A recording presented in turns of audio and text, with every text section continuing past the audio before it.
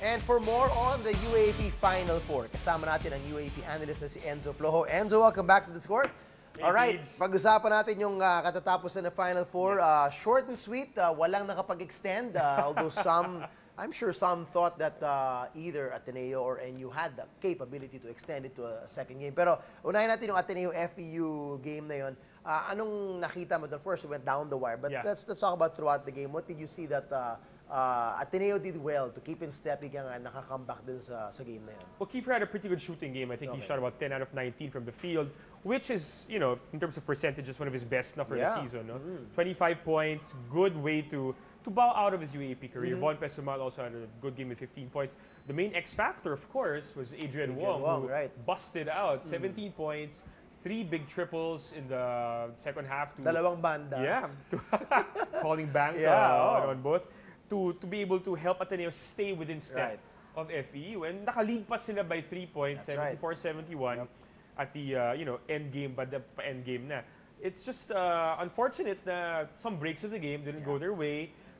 They made a lot of miscues as well. I think they had about at least 3 illegal screens in that second half. There was this one out-of-bounds play. They could have gone either way. It went to FEU that led to the Pogoy three-pointer. And then, of course, as we saw in the report, yung fast break ni Wong na potentially could have given Ateneo the win, but maybe just a missed timing or decision as he was going to the basket. Unfortunately, nakuha ng FEU, and yun. So this game was won, obviously, in the end. I mean, of course, FEU was fortunate enough to have that cushion to absorb the run of Ateneo. And then the small deficit, then they came back. Pero what does it say about the maturity of FEU na naka-bounce back sila in those last few minutes? Pogoy was huge on both ends definitely. as well. Pogoy he hit 2 dagger threes in that fourth quarter.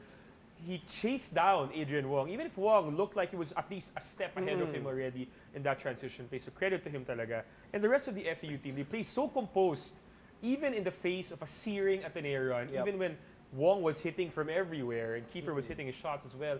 Diyan mo makikita yung poise at experience ng isang FEU team. They're so well coached, so composed na even in that kind of situation, they still make the right decisions. Kumbaga yung veteran experience nila in the playoffs, in the Final Four, they may have not won the championship for quite some time. This group has not won the title, of course, this last few years.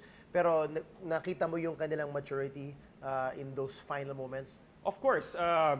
Yung the last play pa lang, diba? Chase down of Pogoy. And hindi lang siya, ang daming nag-trail sa kanya na fellow FEU players. That's why Tolomea got the loose ball. Quick transition, yung Ateneo di na nakababa And composure talaga, experience na it's never over. So you keep on running after the basketball. Remember, going into the Final Four, itong FEU, 2-2 sila. In fact, it was 2-3 the last 3 games. They only beat LaSalle with a weird rotation, let's put it that way, diba? Because Coach Nas wanted to rest his stars, diba? Pero I guess, was it important for FEU to not just win, but win well? Para back to rhythm sila. Would you give them a good grade in terms of the way they won the ball game? I think so, no? Syempre, if you look at the score, it's a very, very close game. No? 2 points ang lamang ng FEU sa Ateneo. But the fact that they won against Ateneo, even in the face of Ateneo coming back strong in the fourth quarter, again, it says a lot about their maturity, their character as a team. And they're going to need that in their return trip to the finals against a very inspired UST team. So, character-building win, you think? Yes, so it kind of, matured them pretty fast in the next few days. And they're going to need that. Wednesday. Okay, let's shift over to the other matchup naman, yung NU versus UST. Maraming kinabahan knowing NU's been there, done that. Nagawa nila yung twice to beat disadvantage and they've overcome it. Pero saan sila kumulang? I mean, Coach E has had his words and what he said. Pero would you agree na dun sila kinulang sa opensa talaga? Oh, definitely. No? Throughout the whole season, this NU team talaga, dynamic duo team lang to, Aroga and Alolino. And if that dynamic duo doesn't click, sobrang may hirapan ng NU. Unfortunately for the Bulldogs, that's what happened in the Final Four encounter. No? They combined only for about 13 points, I think, si Aroga at si Alolino. Alolino shot 1 out of 17 in his last UAAP game. Sakit for him. No? On the other end, UST wasn't doing so well, except si Louis Vigil really stepped up for the Tigers. No? He had the game of his life, 19 points, 11 rebounds, 7 assists. What a big, well-rounded game for Vigil. What does this mean for UST? Of course, it was basically a wire-to-wire win. They were down 0-4 pero all the way. No? Anong masasabi to sa maturity naman ng Tigers? Because you got a mixed bag here. You got some veterans like Ferrer and Karim Abdul, but you got some young guys who've been really playing well throughout this season.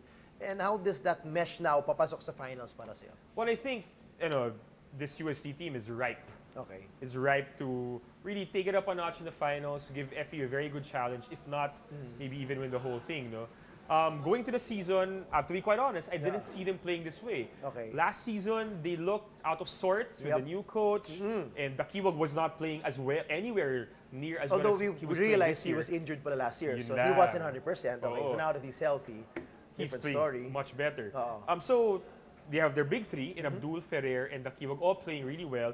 And they have their supporting cast led by si Vigil. Minsan yung Bon Leon at Marvin Lee also can step up. So this team is so well-rounded, so difficult to match up with.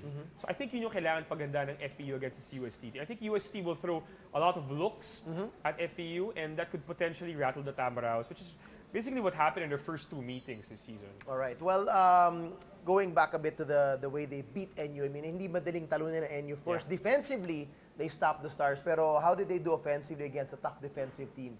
They did score 64 points. Yes. Not so high, but not as low as how NU can stranglehold you, diba? So how would you assess that performance in that respect? Well, I think their offense fed off their defense. No? One great sequence in the fourth quarter was when Louis Vigil stole a pass from Javelona to Alolino, turning that into a basket in transition. I think that was a microcosm of the whole game altogether. No? UST just stopped NU from doing what they were comfortable with. Every time na NU was trying to do their pick and roll, they'd show high on Alolino and force him to give up the ball in a very uncomfortable way. And I think that just threw NU off, and NU wasn't able to recover. UST naman, they were just able to pounce on that discomfort for the Bulldogs and take over. All right, just a bit into the finals matchup. We'll probably discuss this again tomorrow. Pero looking ahead, how have these teams come to where they are? Based on that, not necessarily matchup per se. Sino sa tingin mo may mas magandang momentum? Well, FEU, if you look at their record, no, I mean, ang kontrapelo lang naman talaga nila was UST throughout the whole season. No? I mean, other teams may have beaten them, but they've been pretty dominant except for UST. So that's one of the interesting angles to look at in this coming finals. Coach Nash will really have to prepare his team mentally kasi tinalo sila twice, which is what they did to NU last year. Right. So they know that even if they were beaten twice, they can still come back. UST naman, they seem to be playing very, very confidently. And they're going to need that because FEU, they have so many veterans on that team. They have a chip on their shoulder because they lost last year. So this is going to be a slam-bang finals we're going to experience this week. Alright. Pakapyaw pa lang yan, pero sigurado pag-usapan pa natin to na mas masinsinan itong matchup bukas. But that's the Final Four for you all. Ateneo and NU, great run this season and great careers that we've seen. Oh yes, have laps Kiefer, Vaughn, and of course, Yeah, Alolino. as So, well. well, Enz, maraming salamat. We'll see you again soon. Thanks, and